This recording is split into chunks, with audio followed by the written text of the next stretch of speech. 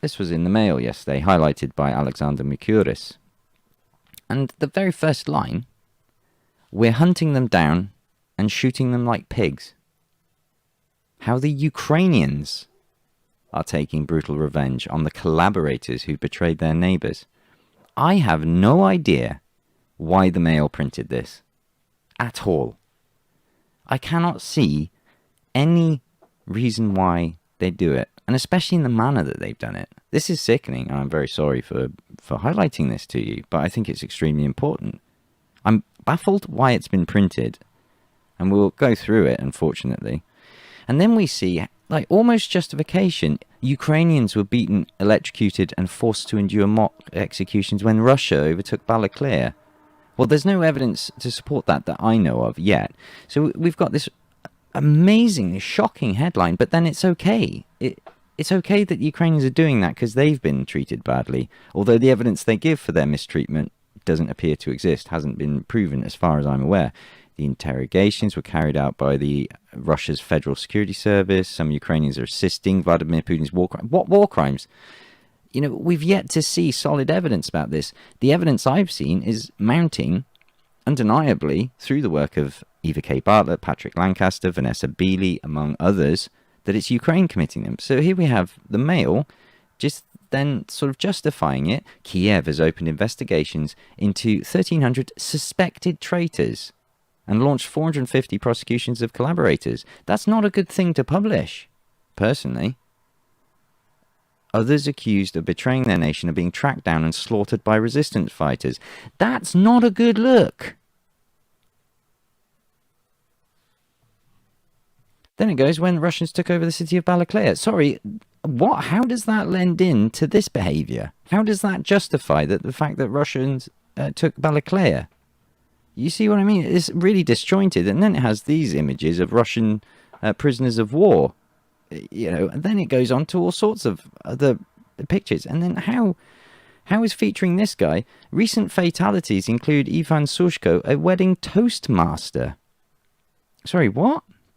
Then it repeats this Kiev. Others being tracked down, slaughtered by resistance fighters. A list passed to this newspaper by a Kiev government source identifies 29 such retribution killings, with 13 more assassination attempts that left some targets wounded. A hunt has been declared on collaborators, and their life is not protected by law. Sorry, what? How does that feature into the European human rights? I thought Ukraine was the leading light and beacon of Western values. And here's the Daily Mail talking quite brazenly about this, said Anton Garaschenko, an advisor to the Interior Ministry. So this isn't just Joe Blogs on the street. This is somebody, claims the Daily Mail. How much we believe the Daily Mail is open to interpretation. Quote, our intelligence services are eliminating them, shooting them like pigs. That's some nice due process you've got there, buddy. More money to Ukraine, guys. Wow. I'm outraged. Like, honestly, I'm perplexed why this is published. These loathed losers. The term used by one Ukrainian government minister. That's a government minister. So as professional as Melnik when he told Musk to F off. These are the types of people that are being sponsored by Western governments, by UK taxpayers, US taxpayers, German taxpayers, the EU, all of them. These are the sorts of people that are being sponsored. And then he says, oh, one's a paedophile, a wedding toastmaster, and a street cleaner fond of talking to stones. You mean somebody who's possibly mentally ill that needs help and care? I mean, it's like demonizing. And then this woman, why is she featured?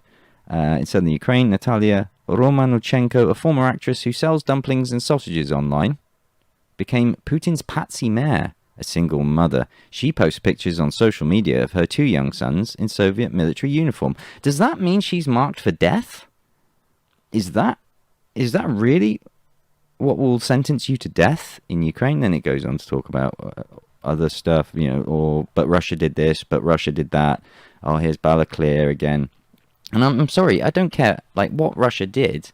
How can you justify hunting and shooting people down like pigs? I'm baffled why this is posted, and I'm absolutely ashamed that my country is sponsoring these. On the one hand, I'm grateful, I guess, for them highlighting this and hopefully spurring people into some form of action. Hopefully people can see past a lot of this and just will be asking the question, sorry, why are we paying for these people? Why are we suffering?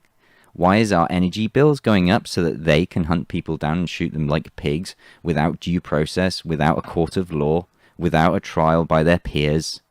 Even accepting humanitarian aid can result in a prison sentence, I believe, of up to 15 years.